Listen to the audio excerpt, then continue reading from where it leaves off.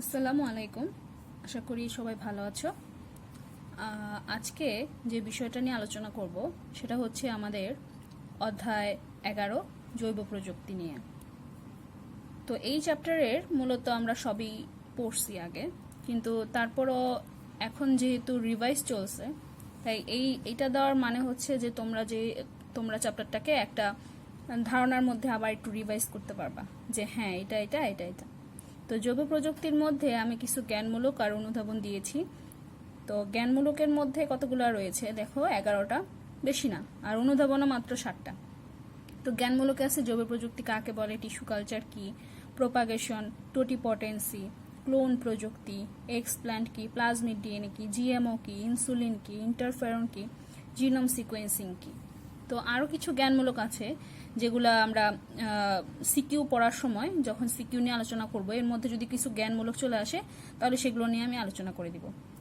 প্রথমে আসি, এরপরে আসি অনুধাবনমূলক। প্লাজমিডের ব্যবহার, বিটি বেগুন কি, বাংলাদেশের টিস্যু কালচারের প্রয়োগ, অসুবিধা, জিএম ফসল কি ক্ষতিকারক নাকি, কি ক্ষতিকারক সেটা, রেস্ট্রিকশন এনজাইম বলতে কি বোঝায়, জীব নিরাপত্তা প্রয়োজন কেন, ইত্যাদি। তো আজকে যে বিষয়টা নিয়ে আলোচনা করব সেটা হচ্ছে মূলত এই দুইটা সিকিউ এর মধ্যে যে বড় প্রশ্ন উচ্চতর দক্ষতাগুলো আছে, এই উচ্চতর দক্ষতা নিয়ে আমরা ডিটেলসে আলোচনা করব, বাকিগুলোও আলোচনা করব। তো প্রথমে 1 নম্বরে আসি, যেখানে একটা ব্যক্তি সে জাপান থেকে একটা গোলাপ নিয়ে আসছে, কালো গোলাপ। সে গবেষণাগারে এটা দ্রুত সে এটাকে গবেষণা করে হুবহু চারা তৈরি করছে এবং বিক্রি করে বিতরণ করছে। তো এই হচ্ছে উদ্দীপক। ক80 টোটিপটেন্সি, সেটা আমি জ্ঞানমূলকে দিয়েছিলাম। জেনেটিক ইঞ্জিনিয়ারিং বলতে কি বুঝো সেটাও আচ্ছা বুঝাবো। উদ্দীপকে উল্লিখিত চারা সৃষ্টির পদ্ধতি, মানে এই যে পদ্ধতিটা, এই পদ্ধতি চিত্রসহ আলোচনা করতে হবে এবং এই পদ্ধতিটা বাংলাদেশে কৃষিক্ষেত্রে বিপ্লব কি ঘটাতে পারবে কিনা এবং সেটা কিভাবে সেটা বিশ্লেষণ করতে হবে। পরবর্তী সিকিউতে আমরা আসি যে টিস্যু কালচার জনককে, জিনোম সিকোয়েন্সিং বলতে কি বোঝায়, এবং এখানে কিছু আছে যে ডিএনএটা কর্তন করা হয়েছে, তার মানে এটা আমরা বুঝতেছি যে এটা হচ্ছে রিকম্বিনেন্ট ডিএনএ প্রযুক্তি। তো এই প্রযুক্তিটা সচিত্র বর্ণনা চাবে অনুধাবনের জন্য, প্রয়োগের জন্য, এবং উদ্দীপকের প্রযুক্তি বিকাশের সাথে স্বাস্থ্য নিরাপত্তার ঝুঁকি সম্পর্কে আমরা ব্যাখ্যা করব। তো প্রথমে আসি টিস্যু কালচার। তো এই যে ব্যক্তিটা হার্বারল্যান্ড, সে টিস্যু কালচারের জনক। এটা সিকিউতে মাঝে মাঝে আসে। তো সেই মূলত টিস্যু কালচার প্রক্রিয়াটার বর্ণনা করছে। এবার আমরা চলে আসি টিস্যু কালচার প্রক্রিয়ার পদ্ধতি। এটা তোমাদের কাছে সবচেয়ে ইজি এবং পরীক্ষাতে এটা সবাই দাও এবং ফুল মার্কস পাও। তো প্রথমে আমরা চলে আসি, এখানে আমরা একটা কিছু চিত্র দেখতেছি। লেখা তো আমরা বইতেই পাবো, চিত্রের মাধ্যমে পড়লে জিনিসটা আরো মনে থাকবে। তো এখানে কিছু পাত্র, পেট্রি দেখা যাচ্ছে, এই যে পেট্রি দেখতেছি, সেই পেট্রিসের মধ্যে আমরা আমাদের মিডিয়ামটা তৈরি করব এবং সেই মিডিয়ামটা তৈরি হতে হবে অবশ্যই বিভিন্ন ধরনের পুষ্টি, যেরকম গৌণ মুখ্য উপাদান, ভিটামিন, সুক্রেজ, ফাইটোহরমোন ইত্যাদি মিশিয়ে এগার মিশিয়ে আমরা একটা মিডিয়াম তৈরি করব, যেটা নাকি জেলির মতো থকথকে একটা অংশ। এটা আমরা তৈরি করে সাইডে রাখবো। দেন আমরা একটা উদ্ভিদটা নির্বাচন করব, যেটা নাকি বলবো আমরা মাতৃ উদ্ভিদ বা এক্সপ্ল্যান্ট আমরা কাকে বলবো? ওই যে জ্ঞানমূলকে আছে যে এক্সপ্ল্যান্ট কি। এক্সপ্ল্যান্ট হচ্ছে মূলত সেই উদ্ভিদটা, যে উদ্ভিদটা হচ্ছে হতে হবে নিরোগ এবং স্বাস্থ্যবান হতে হবে এবং উন্নত গুণসম্পন্ন হতে হবে, এমন একটা উদ্ভিদ নির্বাচন করব। এই উদ্ভিদটা হতে হবে, সেই উদ্ভিদটা আমরা রাখবো এবং সেখান থেকে একটা ক্ষুদ্র অংশ নিয়ে আমরা সেই যে মিডিয়াম তৈরি করছিলাম সেই মিডিয়ামের মধ্যে স্থাপন করতে হবে। এটাই হচ্ছে মূলত মাতৃ উদ্ভিদ নির্বাচন এবং কালচার মিডিয়াম তৈরি, যে দুইটা পয়েন্ট, সেই দুইটা পয়েন্টের মধ্যে তোমরা এই কথাগুলোই লিখবা। তারপরে আসি, আমরা এখানে কিছু জ্ঞানমূলক টাইপের কোশ্চেন আছে, যেমন টোটিপটেন্সি কি, মাইক্রোপ্রোপাগেশন কি, এক্সপ্ল্যান্ট আমরা বললাম।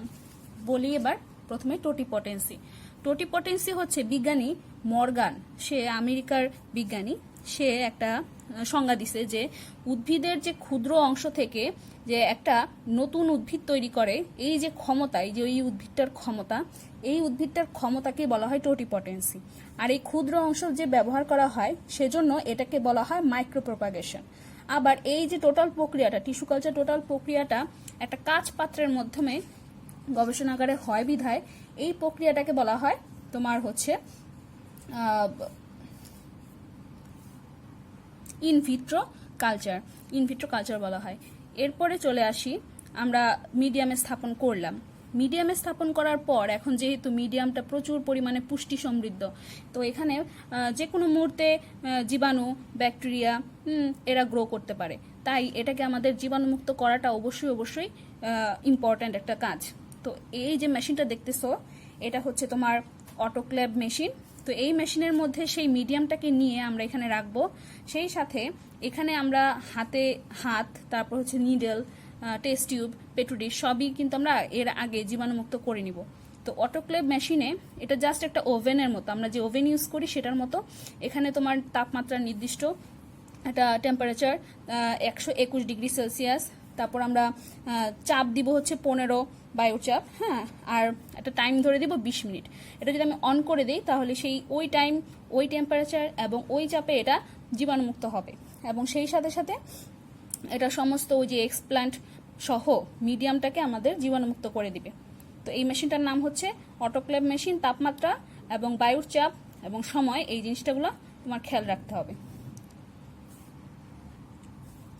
কিন্তু বর্তমানে ল্যামিনার এয়ার ফ্লো নামের এই যে মেশিনটা আমরা দেখতেছি, এটা পুরাটাই হচ্ছে কাঁচ দিয়ে ঢাকা।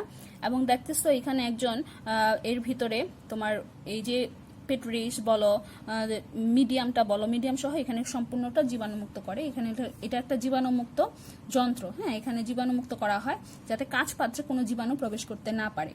একই সময়ে যদি আমরা যেগুলো ইউজ করব, যেমন চিমটা, ছুরি, কাঁচি ইত্যাদি আমরা অ্যালকোহল দিয়ে জীবাণুমুক্ত করে নিব।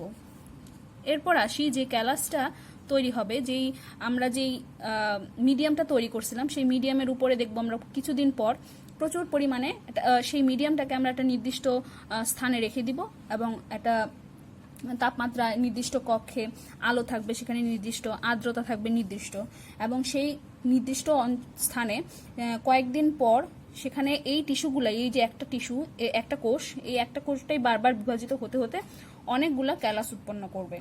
এবং এই ক্যালাসগুলাই পরবর্তীতে খুবই সাবধানে এখান থেকে মিডিয়াম থেকে উঠিয়ে আলাদা আলাদা করা হবে। আলাদা আলাদা করে এগুলাকে পরবর্তীতে একটা মূল তৈরির যেই মিডিয়াম, সেই মূল তৈরির মিডিয়ামে রাখতে হবে।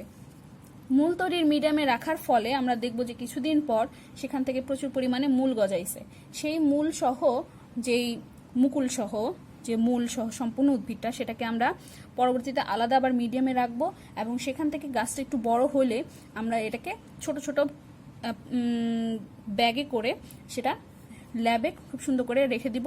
এবং সেটা মাটির মধ্যে সহনীয় অবস্থায় আসলে, ল্যাবে সহনীয় অবস্থায় আসলে সেটাকে কিছুদিন পর পর আমরা বাইরে নিয়ে যাব এবং আবার ল্যাবে নিয়ে আসবো, যাতে বাইরের তাপমাত্রাটা সে খাপ খাওয়াতে পারে। পরবর্তীতে সেটা মাঠ পর্যায়ে আমরা স্থানান্তর করব। এই হচ্ছে আমাদের মূলত টিস্যু কালচার প্রক্রিয়াটা। এরপর আসি আমরা টিস্যু কালচার প্রযুক্তিটা কোথায় কোথায় ব্যবহার করব এবং এটা প্রয়োগটা কোথায়। ঠিক আছে, আমরা এখানে টিস্যু কালচারের মাধ্যমে হুবহু মাতৃগুণ সম্পন্ন চারা উৎপাদন করতে পারবো, হ্যাপ্লয়েড উদ্ভিদ উৎপাদন করতে পারবো, দেহজ ভ্রূণ সৃষ্টি করার জন্য এটা করতে পারবো। এবং যেই সকল উদ্ভিদ বিলুপ্ত, সেই সকল উদ্ভিদকে, মানে যেগুলোর বীজ পাওয়া যায় না, খুব কম এবং বিলুপ্ত হয়ে যাচ্ছে, সেগুলার গাছের অংশ বা পাতা বা গাছের ক্ষুদ্র অংশ, সেটাকে আমরা পরাগরেণু হোক যেটাই হোক, সেটাকে আমরা ইউজ করে টিস্যু কালচারের মাধ্যমে একটা থেকে অসংখ্য তৈরি করতে পারবো। তাহলে আমাদের বিলুপ্তর হাত থেকে গাছটা রক্ষা পাবে। তাছাড়া মেরিস্টেম কালচারও আমরা এটা ইউজ। এরপর আমাদের আরেকটা ইম্পর্টেন্ট প্রশ্ন হচ্ছে, বাংলাদেশে আমরা টিস্যু কালচারটা কোথায় কোথায় ব্যবহার করে থাকি এবং এর ব্যবহারটা কোথায়।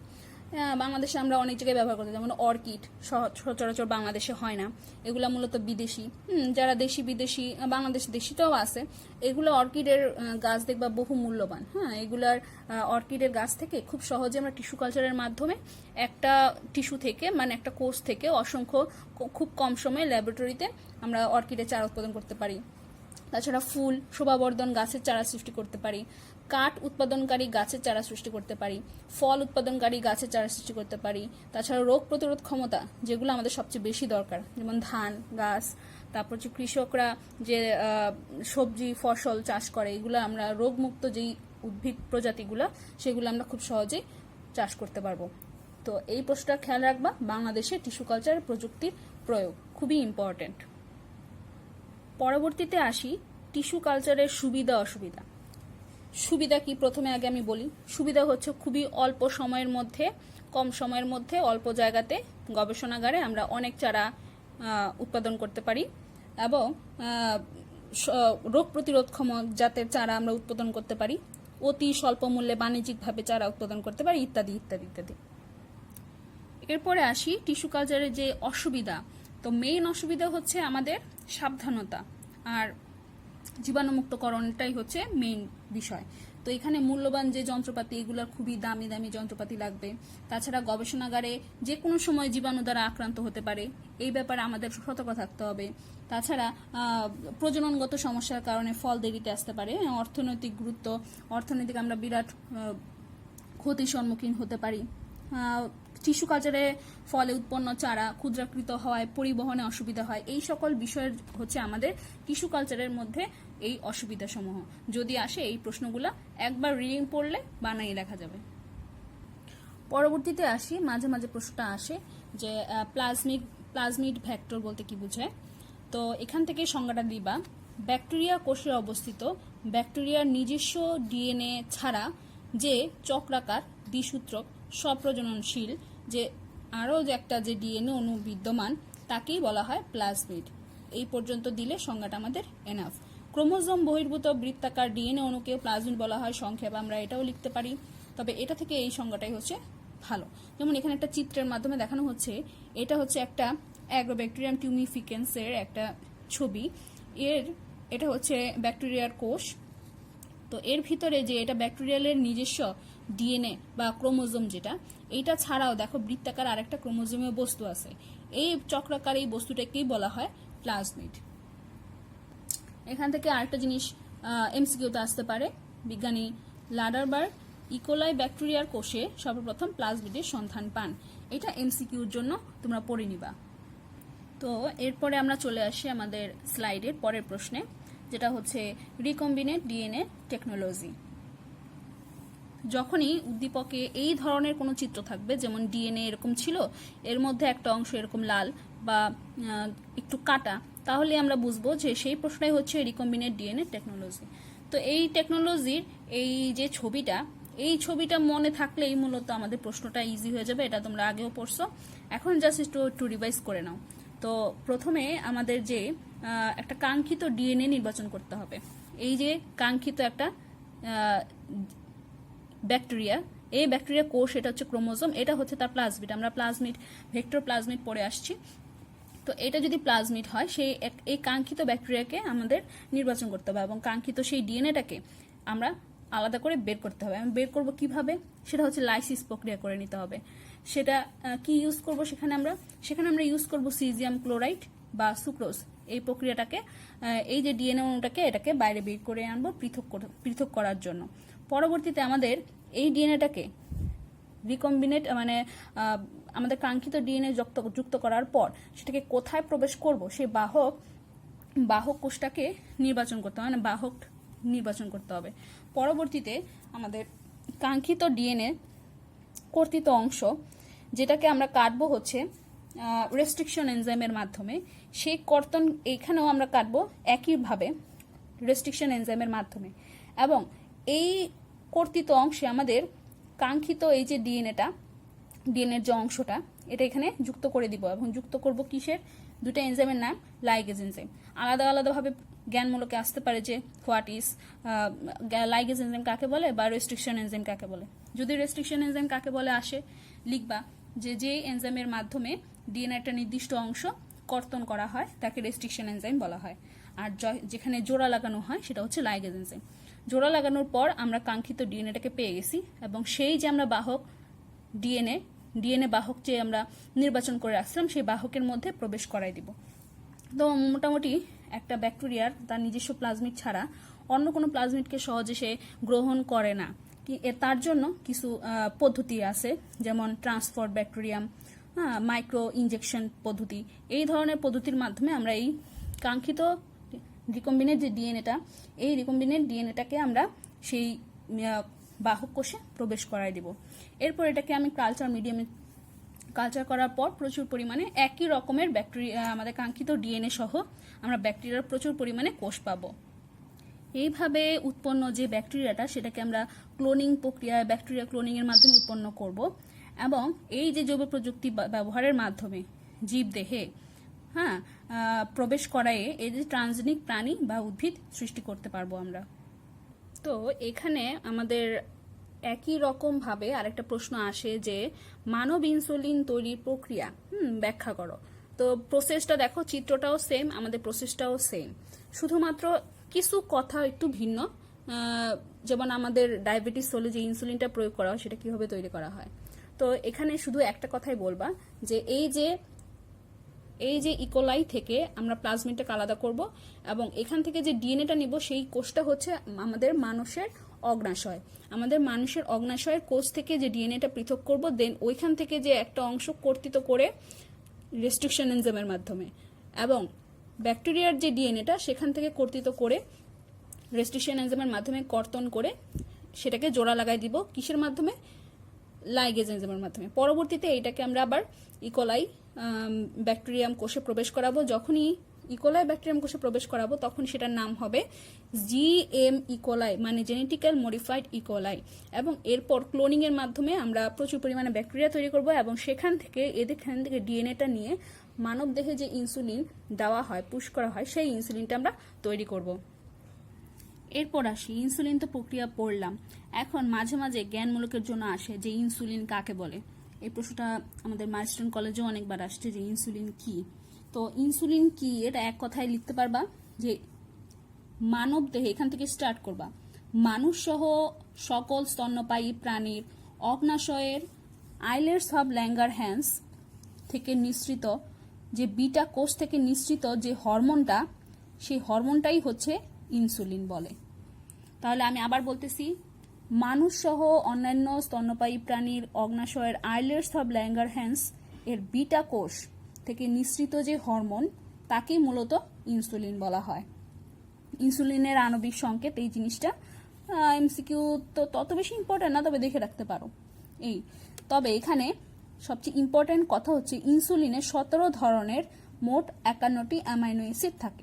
এই জিনিসটা তোমরা এমসিকিউর জন্য অবশ্যই একটু দেখে নিবা, 51টা অ্যামাইনো অ্যাসিড থাকে। এরপর একটা আসি, আমরা জ্ঞানমূলকে দিয়েছিলাম যে বিটি বেগুন কি। মূলত বিটি এর মানে হচ্ছে ব্যাসিলাস থিউরেনজেনেসিস, মানে হচ্ছে বাংলাদেশের প্রথম জিএম ফসল উদ্ভিদ, যেটা নাকি জেনেটিক্যাল মডিফাইড ভাবে এই বিটি বেগুনটাকে তৈরি করা হয়েছে, মানে বেগুনটাকে আমরা তৈরি করছি। জেনেটিক রিকম্বিনেট ডিএনএ, সেই যে কাঙ্ক্ষিত ডিএনএ কর্তন করে এনে তারপর আমরা এই বেগুনটাকে তৈরি করছি।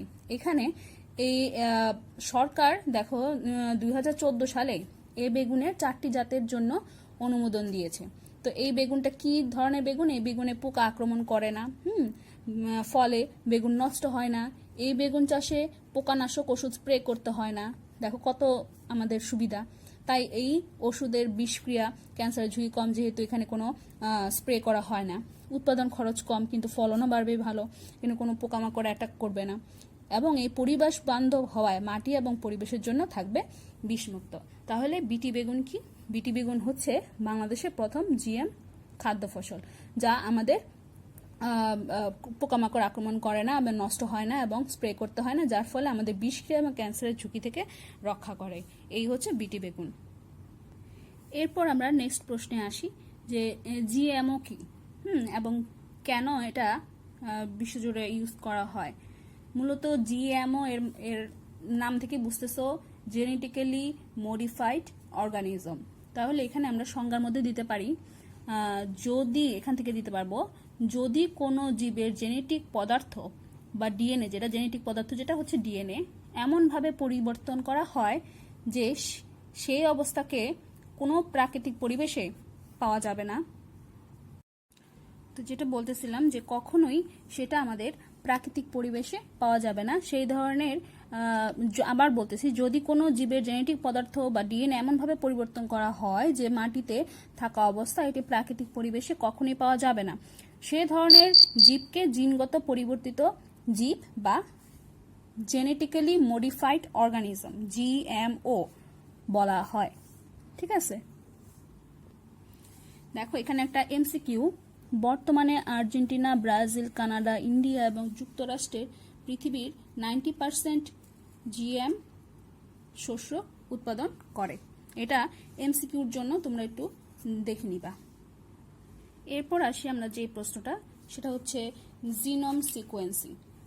এই জিনিসটা অনেকে বলছো যে জিনোম সিকোয়েন্সিং কি, বুঝি না। জিনোম হচ্ছে মূলত আমাদের বডিতে বা আমাদের কোষের মধ্যে যে কয়টা ক্রোমোজোম থাকে তার যে সেট, সেই সেটকে মূলত টোটালটাকেই বলা হয় জিনোম। এবং সিকোয়েন্সিং কি? সিকোয়েন্সিং হচ্ছে নির্দিষ্ট করা বা গুণা।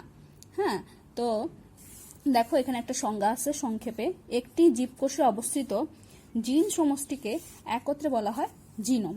এবং সেই জিনোমগুলা যেই সিকোয়েন্সিং এর মাধ্যমে আমরা গুনতে পারি সেটাই হচ্ছে জিনোম সিকোয়েন্সিং। তার আমরা নিচে দেখি একটু, দেখো কোনো জীবের ডিএনএতে নাইট্রোজেন বেসগুলো যে নির্দিষ্ট অনুক্রমে সজ্জিত থাকে তাকে জিনোম সিকোয়েন্স বলা হয় বা জিনোম সিকোয়েন্স ডিএনএ সিকোয়েন্স বলা হয়। আর কোনো ডিএনএ অণু বা ডিএনএ খণ্ডের মধ্যে বিদ্যমান বেস অনুক্রম বা ডিঅক্সিরাইবো নিউক্লিওটাইড নির্ণয়ের যে পদ্ধতি, মানে এটা নির্ণয়ের যে পদ্ধতি, সেই পদ্ধতিটাকেই বলা হয় ডিএনএ সিকোয়েন্সিং বা জিনোম সিকোয়েন্সিং। মানে আমাদের ক্রোমোজোমের মধ্যে ডিএনএ থাকে, সেই ডিএনএতে নাইট্রোজেন বেসগুলো থাকে, সেই নাইট্রোজেন বেসগুলো যে আমরা নির্ণয় করব, সেই নির্ণয় করার পদ্ধতি হচ্ছে মূলত জিনোম সিকোয়েন্সিং। আর এই জিনোমের সিকোয়েন্সিং এর কারণে এক একজনের সিকোয়েন্সটা এক এক রকম থাকার কারণে আমাদের টাং প্রিন্ট, আমাদের ফিঙ্গার প্রিন্ট এবং আমাদের সবকিছু ডিএনএ টেস্ট সবকিছুই আমাদের ইউনিক হয়ে থাকে, জাস্ট শুধুমাত্র এই জিনোম সিকোয়েন্সিং এর কারণে। আর এর জন্যই একে মাস্টার ব্লু প্রিন্ট বলা হয়। এটা মাঝে মাঝে তোমাদের এমসিকিউর জন্য আসে, এটা একটু দেখে নিবা। এরপর আসি আমাদের একটা কোশ্চেন, যে জিনোম সিকোয়েন্সিং এর মাধ্যমে আমাদের বাংলাদেশে কি কি এমন করা হয়েছে। এই যে লোকটাকে দেখতেছে, ডক্টর মাকসুদুল আলম, সে আমাদের বাংলাদেশের যে বিজ্ঞানী এবং তার সহকারীরা তোষা পাটের জিনোম সিকোয়েন্সিং তথা পাটের জীবন রহস্য উন্মোচন করেছে। তোষা পাট, ঠিক আছে, সে এবং তার সহযোগীরা। এবং বা পাটের মধ্যে বেস পেয়ার 120 কোটি আছে, সেই উনি সবগুলো সিকোয়েন্সিং করে এটা সম্পর্কে ধারণা লাভ করছে এবং সেই ধারণাটা কাজে লাগিয়ে পাটকে কিভাবে উন্নত করা যায় এবং ঔষধ মানে সহজে আঁশ কিভাবে সারানো যায়, পচনযোগ্য কিভাবে পাট করা যায়, পোকা প্রতিরোধক পাট করা যায়, ঔষধি পাট কিভাবে করা যায় ইত্যাদি, এগুলো সে তৈরি করতে পারছে। সর্বোপরি এই জিনোম সিকোয়েন্সিং এর মাধ্যমে রোগ প্রতিরোধী পাট এবং টমেটো, শুধু পাট না, কৃষিজাত যে কোনো পণ্য আমরা উদ্ভাবন করতে পারি এই জিনোম সিকোয়েন্সিং এর মাধ্যমে। আমাদের মানুষের মধ্যেও জিনোম সিকোয়েন্সিং করা যায়, যেমন আমাদের ডিএনএ জিনোম সিকোয়েন্সিং এর মাধ্যমে আমরা ভবিষ্যতে বলে দিতে পারবো যে তার কি রোগ হবে। হ্যাঁ, বা তবে মানুষের সম্পূর্ণ ডিএনএ সিকোয়েন্সিংটা পড়া এখনো সম্ভব হয়নি, কিছুটা সম্ভব হয়েছে। তো এটা টেস্ট করা যায়, যেমন একটা ফিটাস মাতৃগর্ভে থাকাকালীন সময়ে তার যেই ফিটাস ওখান থেকে যে ডিএনএ সিকোয়েন্সিংটা করে বাচ্চার সুস্থ আছে নাকি, ভবিষ্যতে তার কি রোগ হতে পারে, বা এখন সে সুস্থ আছে নাকি, সে এই সকল টেস্টগুলো করা যায়, তবে এটা অনেক ব্যয় সাপেক্ষ ব্যাপার। এরপর একটা প্রশ্ন আসতে পারে যে জীব প্রযুক্তি প্রয়োগে জীব নিরাপত্তার বিধিবিধান সমূহ। এটা একদম খুবই ইজি, এটা তোমরা রিডিং করলেই পারবে। সবশেষে আমরা স্লাইডে চলে আসি। এখানে আমি কিছু এই চ্যাপ্টারের উপর কিছু সিকিউ দিয়েছি, এটা তোমরা আমাকে পড়ে লিখে দেখাবা, আর যদি প্রবলেম থাকে অবশ্যই অবশ্যই আমাকে ইনবক্স করবে।